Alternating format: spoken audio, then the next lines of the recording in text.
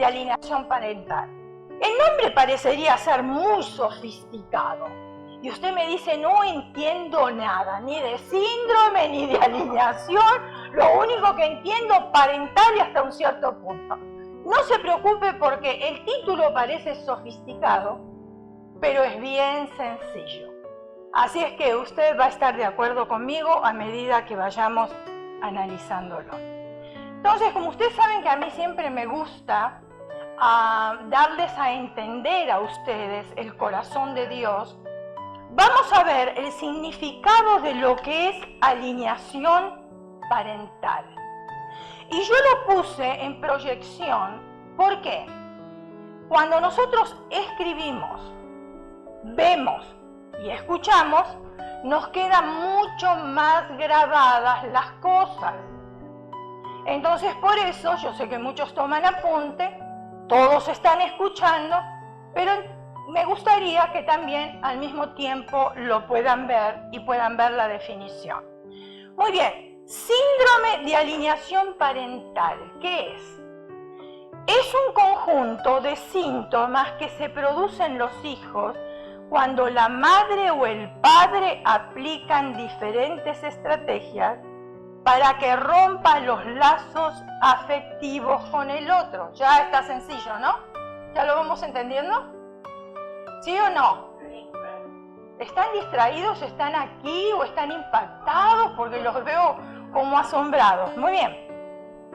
Para que rompan los lazos afectivos con el otro progenitor, creando en los niños fuertes sentimientos, niños y jóvenes también, de ansiedad y de temor hacia el otro. Cuando se rompe esa conexión conyugal, puede ser a través de un divorcio o puede ser que todavía sigan viviendo juntos, pero que hay mucha discusión. ¿Me está entendiendo? Muy bien. Y uno de los padres no puede procesar de forma asertiva el duelo por la separación, se desencadena un proceso de destrucción, venganza y desmoralización del ex cónyuge. Es un tema muy actual, muy actual y muy de nuestra sociedad. Una pareja con hijos que no ha contraído matrimonio igual puede provocar este síndrome, y este síndrome no tiene nada que ver con si están casados o no. Hay hijos de por medio y aquí los más afectados son los hijos. Y estamos viviendo en una sociedad puramente egoísta. A cada cual le quiere hacer lo que le place, lo que le queda más cómodo y lo que siente de hacer mejor, sin pensar en los hijos. Y eso ocasiona serios problemas. Por eso tenemos la sociedad que nosotros tenemos. Nos quejamos mucho de los jóvenes. Yo estaba compartiendo el viernes con los hermanos en el tema y dije que la educación de nuestros hijos tenía que haberse efectuado 20 años antes de que ellos nacieran. Y usted me va a decir, pero ¿cómo puede ser eso si ellos no nacieron? ¿Cómo yo los iba a educar? Sí, porque la educación empezaba por nosotros. Y cuando ellos nacían, entonces los padres ya estaban educados para poder también educar de una manera correcta a los hijos. Entonces continuamos leyendo ahí. En este proceso negativo, el hijo es utilizado como un instrumento de agresividad dirigida al otro. Muy bien.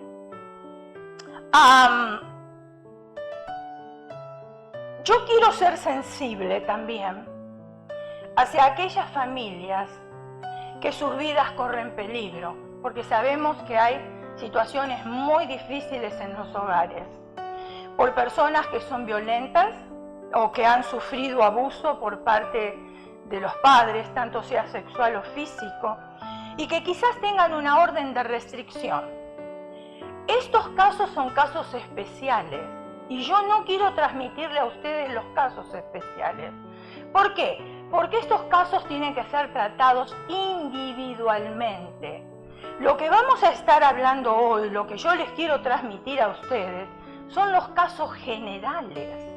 Los casos generales donde simplemente los padres tomaron la decisión de divorciarse.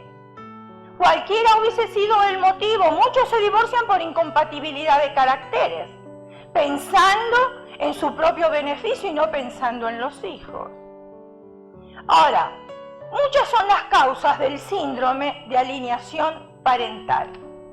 Y mire, una de las causas es, y eso es para que nos vayamos examinando, y si no es para nosotros, usted aprenda para poderle enseñar a otro también.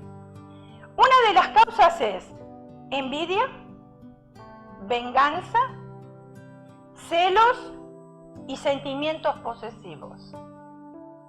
En la mayoría de los casos de la alienación parental, muchas personas después de la separación, primero deciden separarse, pero después de la separación no consiguen aceptar que el ex cónyuge pueda tener una vida social normal sin su presencia.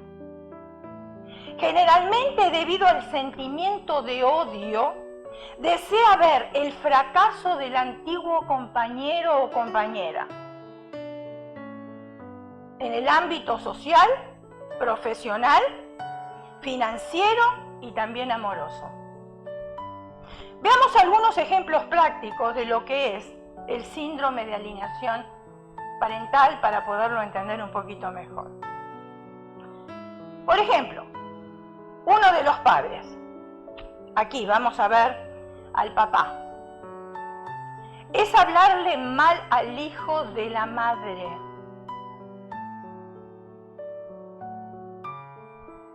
¿Por qué el papá le habla mal al hijo de la madre? Para que la odie. Porque como él tuvo conflictos, y escuchemos una cosa, hermanos, quizás mi esposo fue un pésimo esposo para mí, pero no necesariamente haya sido un pésimo padre. Y siempre mis hijos van a llevar su genética y su sangre, la sangre y la genética de mi esposo. Me guste a mí o no me guste, eso no lo puedo eliminar ni lo puedo quitar. Así Dios lo hizo. Otra de las cosas que también suceden, como dice ahí, la abreviatura de síndrome de alienación parental, ahí está SAP, es decirle te abandonó, te cambió por la nueva familia. Y eso va minando la mente de nuestros hijos y va trayendo heridas muy profundas. Tenemos que tener mucho cuidado con estas cosas. No te quiere.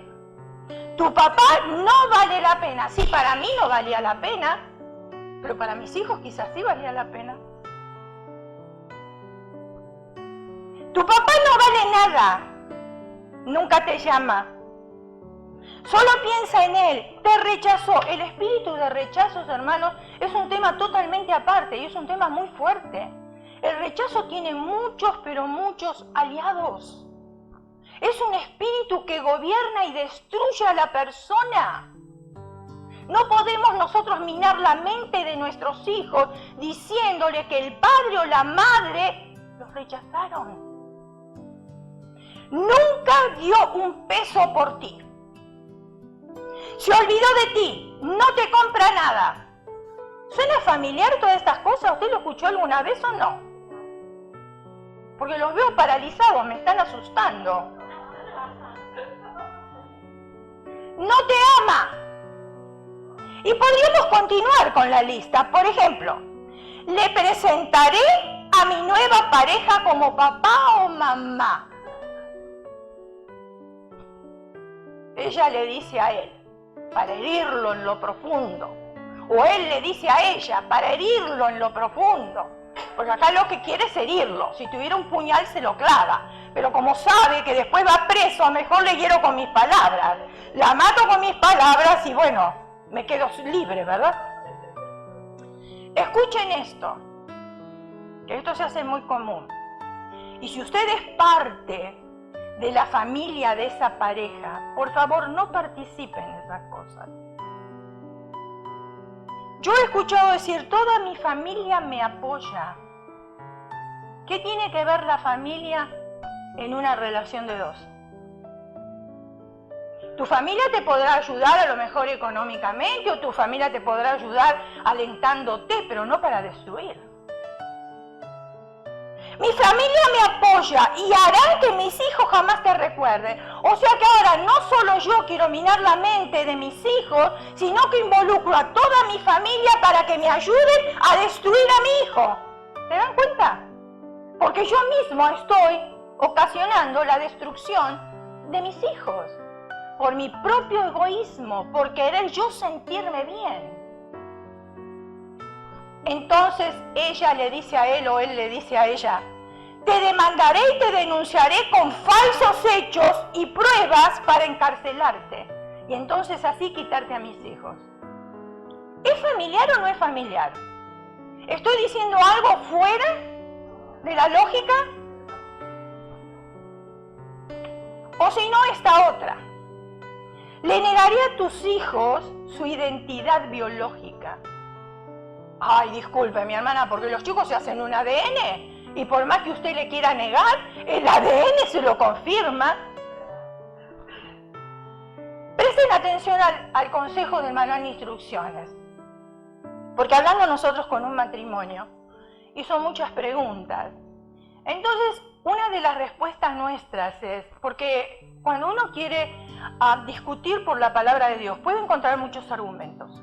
¿Por qué esto? ¿Por qué esto? ¿Por qué esto? ¿Por qué sucede esto? ¿Por qué sucede esto? Y la palabra de Dios no es para discutir, sino es para vivir por ella. Y yo una cosa sé, que nosotros tenemos dos manuales en esta vida. El manual del mundo, el manual de mi vieja naturaleza, del cual yo estoy acostumbrado a vivir, siempre viví así. Lo traje desde mi casa, lo traje desde que yo era soltera, lo traje desde que yo era chica, era pequeña. Pero ahora me encuentro yo con el manual de instrucciones de Dios. Ese es el manual de mi fabricante. Y entonces, como Él me fabricó, Él conoce mejor lo que yo necesito. Entonces el Señor me dejó instrucciones. ¿Dónde me las dejó? En el manual. O sea, yo voy ahí y me dice, si tú haces esto, te vas a beneficiar. Si tú no lo haces, tienes consecuencias. ¿Nos advierte el Señor o no? Entonces una de las cosas que nosotros le estábamos diciendo, que yo no me puedo basar por el manual del mundo, porque el manual del mundo no encaja con el manual de Dios. No va. Por más que uno lo quiera poner, hermano, y quiera forzarlo, no va. El hermano acá es mecánico, y yo lo dije cientos de veces. Cuando tú arreglas un automóvil, hermano, ¿tú le puedes poner una parte del Mercedes-Benz a un Toyota? ¿Y por qué no? ¿Por qué no se puede? Porque no son compatibles. Y ahí está. El manual del mundo con el manual de Dios no es compatible.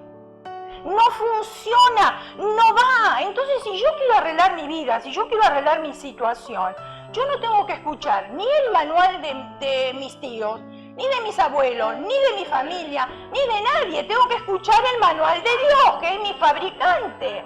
Pero cuando entramos nosotros en desesperación, cuando nosotros estamos en un momento de egoísmo, de ira, lo que menos hacemos es buscar el verdadero manual de instrucciones. Si no queremos que alguien audiblemente nos hable y nos diga, y no siempre los consejos son buenos. Entonces vamos al manual de instrucciones. Y dice en Efesios, Nuevo Testamento, capítulo 6, versículos 4, y vosotros padres, no provoquéis a ira a vuestros hijos, sino criadlos en disciplina y amonestación del Señor. La palabra es clara, es para usted y es para mí también, no hay que agregarle nada. ¿Qué es la expresión provoquéis? No provoquéis, no provoquéis a ira. Provocar es una palabra griega que yo lo voy a decir como la puedo leer. Parorgis. Provocar a ira es una palabra griega, parorgis. Se aplica a todo tipo de rabia, desde un silencio, porque aun cuando las personas no hablan, eso no quiere decir que no tengan rabia, ¿o no? Sí, tienen rabia igual, quizás no la expresen, pero por dentro tienen una procesión, ¿entiende esa expresión, no? Que quisieran estallar, o también echar chispas o estallidos de indignación. Manipular a un niño o a un joven es violencia psicológica. Cuando lo queremos manipular para que haga lo que yo siento, cuando lo queremos manipular para que haga lo que yo quiero, esa es violencia psicológica. Miren cuántas cosas provocan la ira y lo vamos a ir detallando. Una de las cosas que provoca ira es la disciplina excesiva. Ningún castigo debe ser brutal, eso lo sabemos. Yo recuerdo, mi mamá me decía a mí que cuando ella era pequeña, estoy hablando de muchos años atrás, que ella iba a la escuela, las maestras tenían la autoridad que si no hacían bien la tarea, los ponían de rodillas sobre el maíz. ¿Usted sabe lo que es estar de rodillas sobre el maíz? Aunque sea pequeño y no tenga tanto peso, sea livianito, sea flexible. Pero estar ahí un buen tiempo sobre el maíz, ¿cómo duele, no? Ahora, ¿usted cree que esa es una disciplina correcta? No, es brutal. ¿Qué hacían antes los padres? Se agarraban el cinto. Y cuando alguien se portaba mal, entraban a dar con el cinto. ¿Sí o no? Quizá no lo hemos vivido nosotros, pero lo vivieron otros. La disciplina nunca debe ser más de lo necesario. Se disciplina siempre con amor. Yo aprendí mucho de mis nueras. Ellas son americanas y disciplinan a sus hijos, sí. En una oportunidad, era una Navidad, estábamos todos en casa. Y nosotros tenemos detrás de la mesa del comedor un cuadro grande que es casi el tamaño de la pared. Y ese cuadro, cuando uno lo mira, lo compramos justamente por eso, porque parecería que estamos en Buenos Aires, en la capital, y parecería que fuera un retrato así como de un personaje de tango, con pañuelo y la luz y todo eso. Entonces nos gustó y lo compramos. El cuadro tiene ciertos colores, tiene varios colores. Entonces vinieron ellos a casa, estábamos todos sentados alrededor de la mesa y siempre para Navidad yo pongo apple cider en la mesa para tomar durante la comida. Y ese año había comprado, ustedes saben que el apple cider viene de varios colores, hay uno que es de color manzana, bien clarito, pero hay otros que trae cranberry, hay otros que trae peach, hay otros, bueno, se me antojó comprar el cranberry. Entonces coloco el apple cider en la mesa, estamos toda la familia sentados hablando, los niños mis nietos estaban ahí, los mayores, los más pequeños estaban acá y nosotros alrededor. Entonces mi nieto, el mayor, que ahora tiene 20 años, en aquel entonces era más pequeño, me dice, Nona es abuela en italiano, Nona, ¿tú sabes que si se sacude esta botella, sale todo el líquido? Le dije, sí, yo lo sé, pero no lo hagas, porque yo ya veía el líquido por todos lados. Entonces no se conformó. Nosotros conversando y él con la botella y con que tenía que sacudir la botella. Me vuelve a decir, Nona, si sacudes la botella, sale todo el líquido. Él estaba esperando que yo le diera el permiso para sacudirla. La madre no estaba al lado de él, pero escuchó todo. 3 veces se lo dije. En eso el padre se levanta, que estaba en la punta de la mesa, se fue al baño, el niño salió, se sentó donde estaba el padre, los adultos conversando, ¿y usted qué cree que hizo? Agarró la botella de cranberry, la sacudió y bueno, ahí tuvimos una fuente de cranberry, de apple cider. A la que más mojó fue a la madre. La madre, para colmo, tenía un pullover, ¿lo entienden lo que es? Chamarra no, un suéter, ahí está. Un suéter color blanco, ¿sabe cómo les quedó? Rojo. El cuadro que estaba detrás, todo salpicado de rojo. El techo blanco, todo salpicado. El piso, el mantel. Cuando el padre salió, nos encontró a uno limpiando el piso, a otro limpiando el techo, al otro recogiendo el mantel. No entendía qué había pasado en fracciones de segundo. ¿Qué hizo mi nuera? Vuelvo a la corrección porque no me salí del tema. Le dijo, Steven, te vas a la puerta. Entonces la abuela, ustedes vieron cómo somos las abuelas, ¿no? Ay, pero es Navidad, no importa, déjalo. ¿Usted hubiese hecho eso o no? Bueno, yo lo dije. No me miren así, con esa cara, porque sí lo dije. Entonces, me dice mi nuera, con voz bien firme, no importa si es Navidad, el año tiene 365 días y los 365 días tiene que saber comportarse.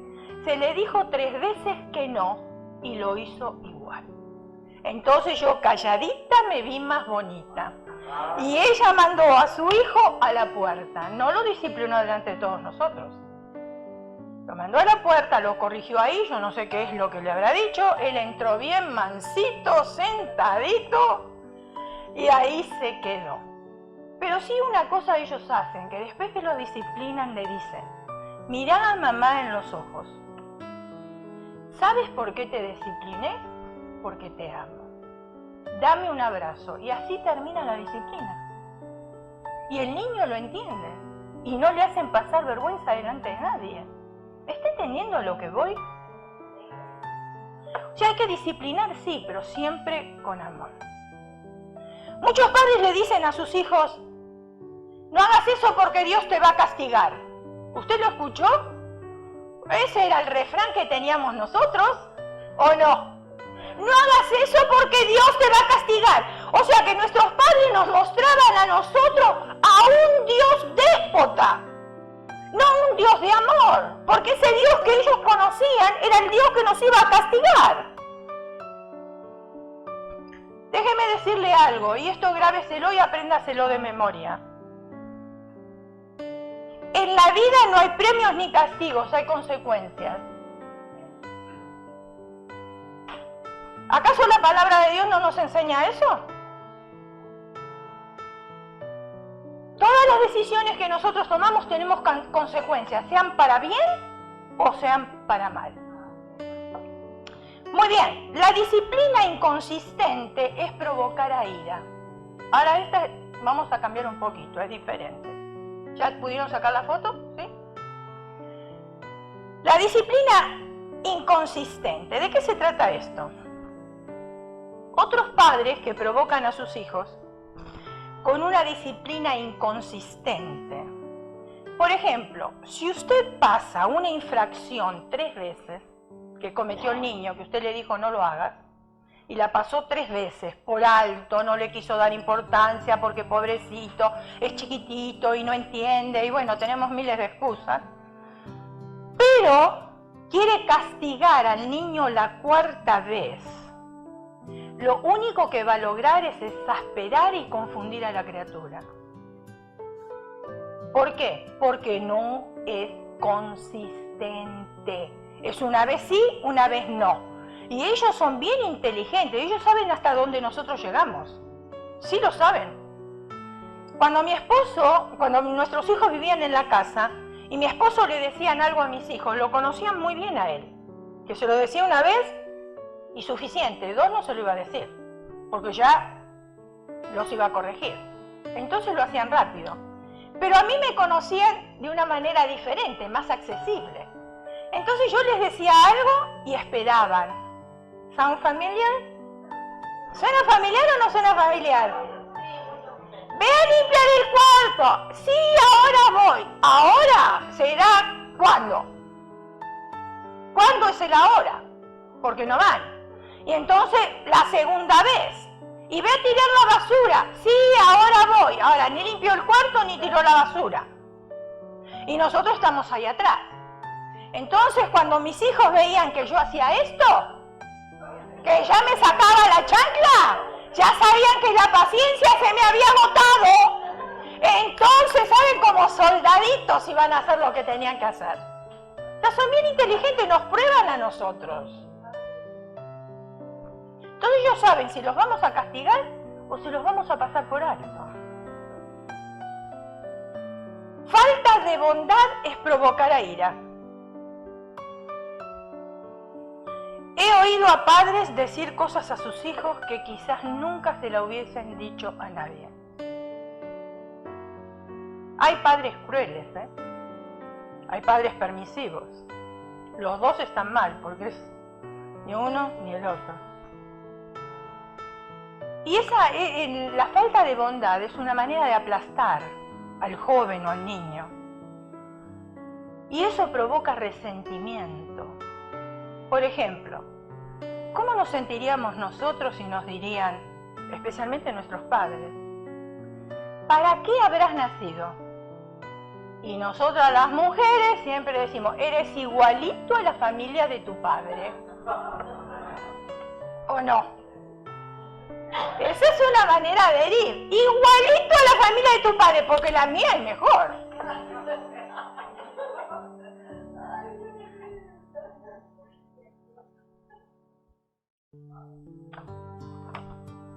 En una oportunidad un niño le preguntó a la madre, mamá, ¿el hombre desciende del mono? Y la mamá le contestó, no sé, pregúntale a tu padre, porque toda su familia, pregúntale a tu padre. O sea que la familia del marido descendía del mono, ellos no. Favoritismo es provocar a ira. Y esto sí está bien delicado, hermanos. Cuando nosotros hacemos favoritismo por uno de nuestros hijos, sea porque es mejor portado o porque es más inteligente, sabemos que no todos somos iguales. Yo lo puedo decir y lo puedo afirmar. Yo tengo 2 hijos. Se criaron en nuestro hogar, son los mismos padres. Sin embargo, los 2 son totalmente diferentes. Cada cual tiene su personalidad. Son diferentes. Hay un caso en las Escrituras de favoritismo. Y el resentimiento que provocó esta madre con su favoritismo, y usted conoce en el pasaje muy bien, hacia su hijo menor, causó una división permanente en la familia. Por eso es que tenemos que tener cuidado. No pasemos estas cosas por alto, porque usted no vino aquí a perder su tiempo, usted vino aquí a aprender, usted vino aquí a escuchar, usted vino aquí para salir de aquí y aplicar las cosas, porque si no, va a ser un oidor nada más, olvidadizo. Y el Señor no quiere eso, el Señor quiere que nosotros oigamos y apliquemos las cosas. Vayamos entonces a la cita bíblica, Génesis 27. Y dice de esta manera, aconteció que cuando Isaac envejeció, ya se le está haciendo familiar, ¿verdad? Y sus ojos se oscurecieron quedando sin vista, llamó a Esaú su hijo mayor y le dijo, hijo mío. Y él respondió, heme aquí. Y él dijo, he aquí, yo soy viejo, no sé el día de mi muerte. Toma pues ahora tus armas, tu aljaba y tu arco, y sal al campo y tráeme caza. Y hazme un guisado como a mí me gusta. Y tráemelo y comeré, para que yo te bendiga antes que muera. Y Rebeca, la ayuda idónea, porque aquí no sé si llamarla ayuda idónea o demonia, ¿verdad? No sé cómo calificarla. Dice así, ¿estaba qué? Oyendo. ¿Será que se habrá puesto detrás de la puerta para ver qué le decía al hijo? Cuando hablaba Isaac a Esaú su hijo, y se fue Esaú al campo para buscar la caza que había de traer. Entonces Rebeca habló a Jacob su hijo diciendo, he aquí yo he oído a tu padre que hablaba con Esaú tu hermano, diciendo, tráeme caza y hazme un guisado para que coma y te bendiga en presencia de Jehová antes que yo muera. Ahora pues, hijo mío, obedece a mi voz en lo que te mando. Ve ahora al ganado, miren qué ayuda idónea. Obedece a mi voz, Obedece a mi voz en lo que te mando, ve ahora al ganado y tráeme de allí 2 buenos cabritos de las cabras. Y haré de ellos viandas para tu padre como a él le gusta. No solo que ella tenía preferencia por ese hijo, sino que le estaba enseñando a mentir. Y tú lo llevarás a tu padre y comerá para que él te bendiga antes de su muerte. Y Jacob dijo a Rebeca su madre, el hijo se dio cuenta. Quizás me palpará mi padre y me tendrá por burlador, y traeré sobre mí maldición y no bendición. Y su madre respondió, joyita de mamá, hijo mío, escuchen, porque este es otro tema, y lo vamos a ver. Más adelante vamos a estar hablando de maldiciones autoimpuestas. Y ella se autoimpuso una maldición, así como también se la impuso el pueblo de Israel. ¿Se acuerdan cuando el Señor Jesús murió y dijo que su sangre sea sobre nosotros? ¿Se acuerdan? Okay. Entonces dice, hijo mío, sea sobre mí tu maldición, solamente obedece a mi voz. Y ve y tráemelos. Entonces él fue y los tomó y los trajo a su madre, y su madre hizo guisados, como a su padre le gustaba. Y tomó Rebeca los vestidos de Esaú, su hijo mayor. Miren hasta qué punto llegó. Los preciosos que ella tenía en la casa, y vistió a Jacob su hijo menor y cubrió sus manos y la parte de su cuello, donde no tenía vello, con las pieles de los cabritos, y entregó los guisados y el pan que había preparado en manos de su hijo Jacob.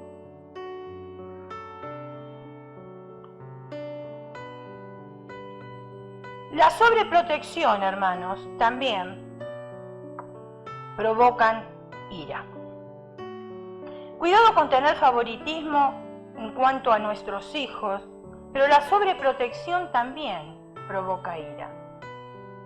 Nosotros tenemos un caso en la familia muy cercano, y es el caso de un tío de mi esposo. Él se casó cuando tenía alrededor de unos 40 años. Su esposa tenía la misma edad. Entonces tuvieron un solo hijo, un hijo varón. Claro, él estaba esperando un hijo varón. El hombre siempre quiere quizás un varón, con excepción de mi esposo, que a él le gustan las niñas. Pero casi siempre un hijo varón por el apellido, por la descendencia, tantas cosas, ¿no? Ahora, cuando este hijo nació, ellos no lo trataron al niño como padres, sino más bien como abuelos. ¿Me está entendiendo? Un abuelo es diferente el trato.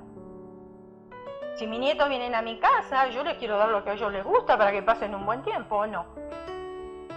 Pero los padres tienen que ser firmes, los padres son los que tienen que educar. Bueno, a este niño le dieron de todo, con decirles más. En aquel entonces, no sé cómo estarán las escuelas ahora, pero en aquel entonces, ellos vivían en la ciudad de Boulder. Él quería ir a una escuela que por la dirección que ellos tenían no le correspondía. Entonces miren lo que hicieron los padres. Le pidieron por favor a unos conocidos que vivían cerca de la escuela que les prestara la dirección para que el hijo pudiera entrar. Y el pastor va a estar predicando que uno es esclavo del que presta. Porque ellos tuvieron que pagar el cambio de dirección. El tío de mi esposo, mecánico. Entonces les ayudaba con los arreglos del auto para que estas personas decían, ¿usted se da cuenta cómo nosotros actuamos en la vida y cómo nos acarreamos problemas y cosas por decisiones que tomamos? ¿Pero todo para qué? Para sobreproteger al hijo. Entonces el niño entró en la escuela donde él quería entrar, donde estaban sus amigos de clase, sus amigos, en fin. No solamente eso, como era único,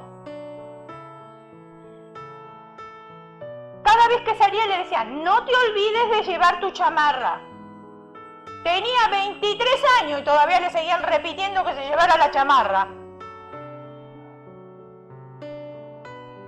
A tal punto que el niño se hizo tan malcriado por la sobreprotección de los padres, que produjo en él una rebeldía. El niño dormía todo el día, siendo joven, teniendo 33 años, que ahí fue cuando falleció a los 33 años, Dormía todo el día y estaba despierto de noche. ¿Qué hacía de noche? Ingería cerveza. Pero no, ahí no termina, escuchen esto, porque es triste. Cuando se le acababa la cerveza y estaba bien borracho o ebrio, que queda más elegante, iba y le golpeaba a los padres y lo mandaba el padre a comprarle más cerveza porque él no podía viajar porque si lo agarraba la policía. Y el padre, como un corderito, en vez de hacerle ver las cosas, porque lo habían malcriado, sobreprotegido, como un corderito, agarraba el auto e iba a comprar más cerveza para su hijo. ¿Cómo falleció? Muy triste. Muy triste. Él tenía una novia que era una vecina. La chica se cansó de él y lo dejó. Pero él tenía una obsesión, ya no era amor, era obsesión lo que tenía. Cuando esta joven lo dejó, se puso de novio con otro. Él no pudo soportar esto.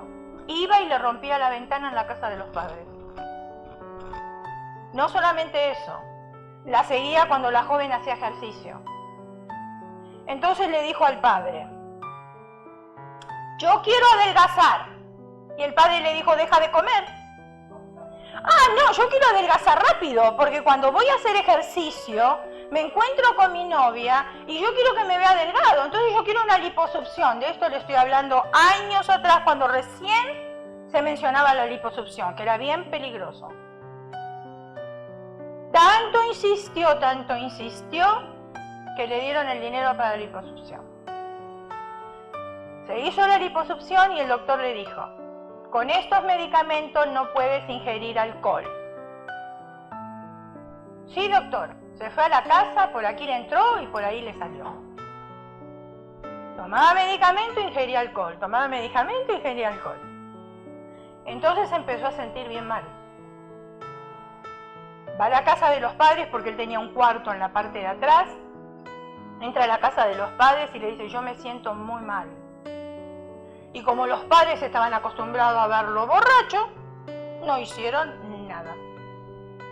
No lo llevaron al doctor, no lo llevaron a emergencia, no lo llevaron a ningún lado, porque estaban acostumbrados así. Como a las 2-3 horas que él estaba tirado en el piso, en la casa de los padres, y la madre pasando la aspiradora por otros lados, ahí falleció. De esa manera falleció. Triste. Mucha sobreprotección. Recuerdo otro caso más. Cuando nosotros llegamos a este país, él tenía el cabello largo por aquí. Y el padre siempre decía, córtate esas greñas, y córtate esas greñas. Todos los días, esa era la oración en el tiempo de comida. Hasta que un día le dijo la mamá, Pablo, o sea el pastor, él sabe cortar cabello, te lo puede cortar. Entonces mi esposo, de muy buenas ganas, va y le corta el cabello, de largo hasta aquí. Y se lo cortó cortito, como se lo corta cualquier varón, cuando él se vio en el espejo. Ustedes no saben lo que pasó. Hizo, con una patada, hizo un bollo en la puerta, en la pared. ¿Sabe cómo se calmó el niño?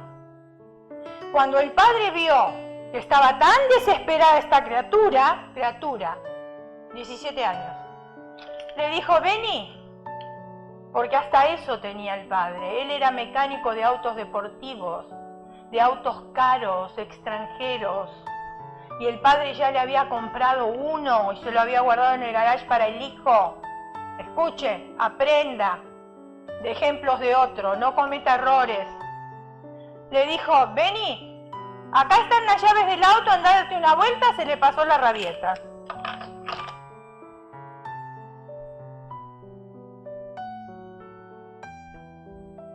Se rebelan. Sobreprotección. La presión por los logros o metas.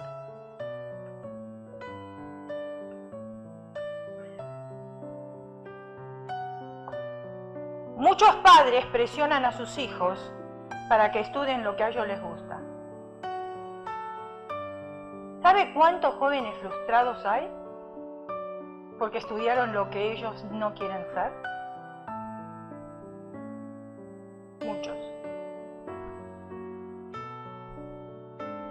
No provocar a ira a vuestros hijos es la primer parte de Efesios 6:4. La segunda parte del mandato de Pablo a los padres es criarlos en disciplina y amonestación del Señor. Y escuche esto porque esto es bien importante. Dios creó al ser humano y le dio o nos ha dado instrucciones de cómo educar a nuestros hijos. Yo sé que no hay una institución aquí en la tierra donde nosotros podamos hacer un curso y se nos da un diploma como padres, yo lo sé. Aprendemos con nuestros hijos, ¿o no? Muchos tienen la inteligencia o el deseo de aprender antes de que el niño venga a la casa. Con la práctica algunas cosas cambian, pero por lo menos uno puede disciplinarlos y no disciplinar de la manera como nos disciplinaron a nosotros. Y déjeme decirle que esos mandatos de la palabra de Dios se aplican para los que nacieron hace 2000 años atrás, como para los que nacen en este tiempo. Y los que vendrán también en el futuro. Los principios bíblicos no cambian. Y por no tener los principios bíblicos tenemos la sociedad que tenemos. Y nos quejamos de nuestros hijos y los hijos se quejan de los padres. Y estamos ahí en una lucha constante por no aplicar los principios de la palabra de Dios. Algo tan sencillo. La sociedad ha ido cambiando la relación que debe haber entre padres e hijos. La ha desvirtuado. Hoy más que una relación padres e hijos existe una relación de iguales. Y muchos se creen que saben más que los padres. Y quizás sepan más en tecnología, quizás sepan más en ciertas cosas que son actuales, pero no saben por experiencia. Esto ha logrado que los padres sean débiles.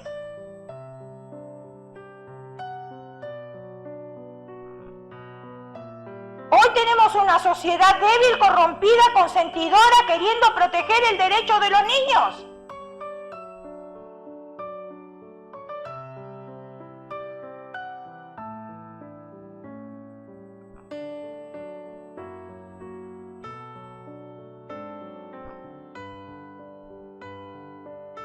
Nosotros siempre tenemos que respetar las leyes de Dios. Signos de alerta de alineación parental en los niños y jóvenes. Estos son algunos indicadores típicos que permitirán detectar si existe alineación parental con maltrato. Por ejemplo, insultar o desvalorizar al otro progenitor en presencia del hijo. Casi siempre las mujeres tenemos esta tendencia.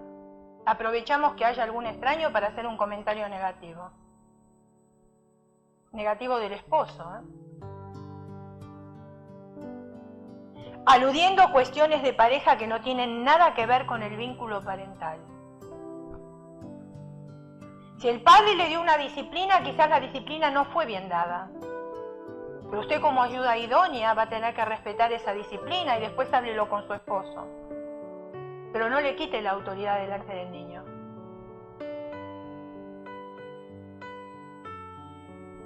Y para colmo, todavía dicen esto. Me divorcié de tu padre porque le gustan las mujeres, es un adúltero.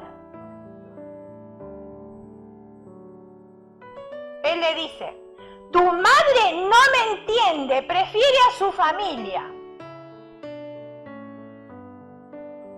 Algo más. Impedir el derecho de convivencia con sus hijos al otro progenitor.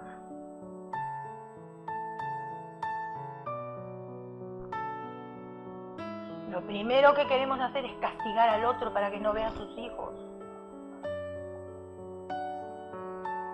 Ni se le ocurra venir a buscar a sus hijos, porque tú les das mal ejemplo. Implicar el entorno familiar y a los amigos en los ataques del ex cónyuge. Comentarios sarcásticos con otras personas. Subestimar o ridiculizar los sentimientos de los niños hacia el otro progenitor. Tú no puedes querer a una persona como tu padre si es un bueno para nada. Tú no puedes querer a tu madre, a ella nunca le ha importado de ti. Incentivar o premiar la conducta despectiva y de rechazo hacia el otro progenitor. Le dicen al niño: si tú le muestras desprecio, yo te compraré el juguete que tanto te gusta.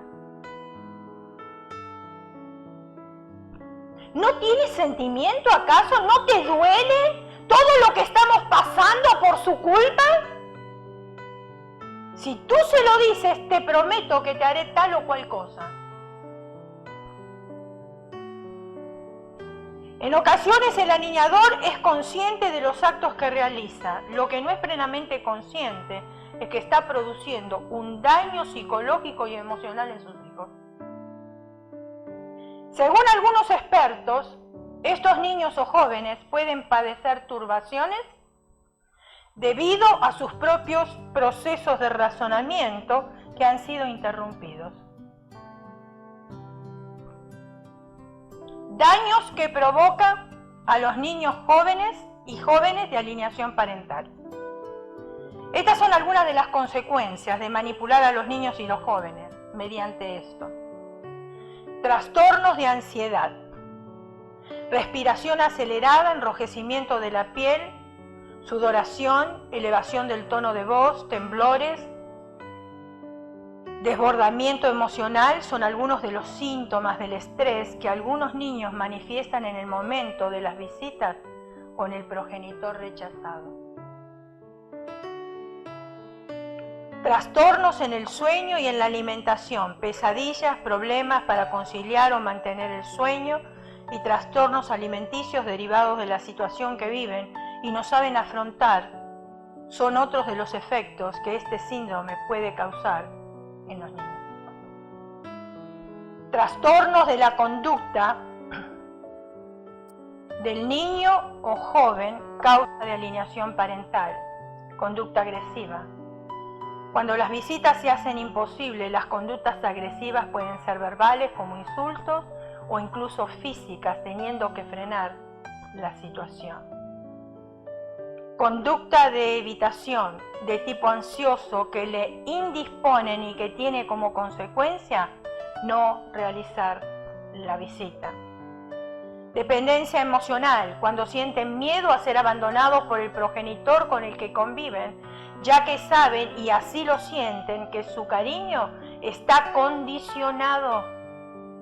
Tienen que odiar a uno para ser querido y aceptado por el otro. Dificultades en la expresión y comprensión de las emociones. Suelen expresar sus emociones centrándose excesivamente en aspectos negativos, mantienen una actitud rígida ante los distintos puntos de vista que ofrezca el progenitor rechazado. Niveles de intensidad en el rechazo por parte de los niños y los jóvenes. El primer rechazo se produce como una reacción inmediata a la ruptura de la pareja. El segundo rechazo aparece cuando se desarrolla o crecen sentimientos, ideas o tendencias individuales o colectivas. El rechazo leve se caracteriza por el desagrado en la relación con el padre o la madre y no hay evitación y la relación no se interrumpe.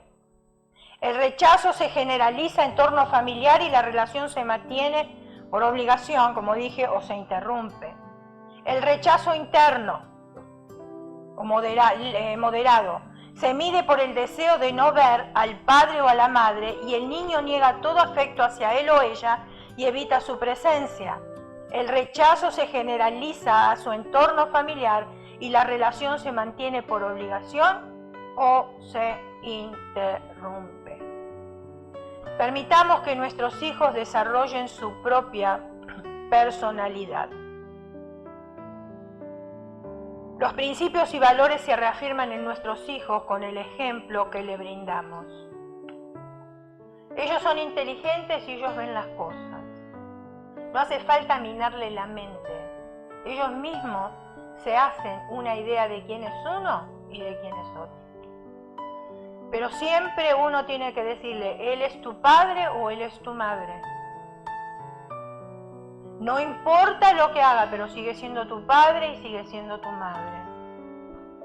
Tratar de quitarle a ese joven o a ese niño el concepto erróneo que tiene de su padre, porque ese concepto lo tengo yo, porque yo estoy dolorida y yo quiero minar la mente de mis hijos. Y no funciona así. El Señor recomendó a los israelitas cuando se encontraban a las puertas de la tierra prometida, Deuteronomio 6, 5 y 7. Dice, amarás al Señor tu Dios con todo tu corazón, con toda tu alma y con toda tu fuerza, y estas palabras que yo te mando hoy estarán escritas sobre tu corazón y las repetirás a tus hijos, y hablarás de ellas estando en tu casa y estando por el camino y al acostarte y cuando te levantes.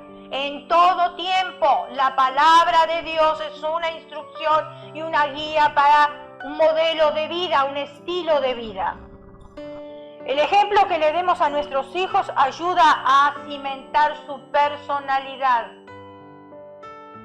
El ejemplo se aprende en el hogar, mis hermanos.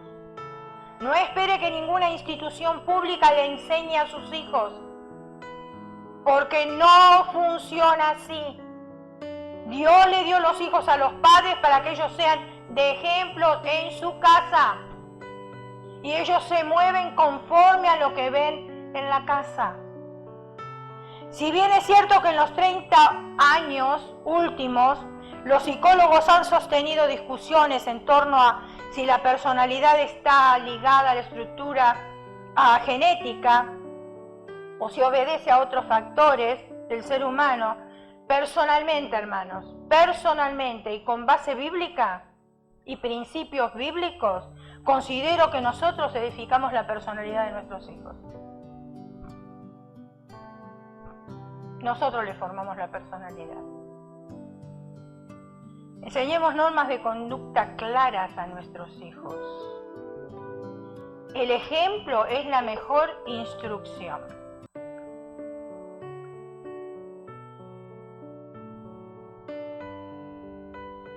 Proverbios 22:6, miren, desde pequeñito, desde bebé, ahí está con el papá orando. Instruye al niño en su camino y aun cuando fuere viejo, no se apartará de él. Y cuando dice instruye al niño en su camino, no está hablando solamente de las cosas espirituales, sino también del diario vivir. Necesitamos instrucción y la mejor instrucción la encontramos en la palabra de Dios. Cierre sus ojos, incline su rostro y vamos a orar.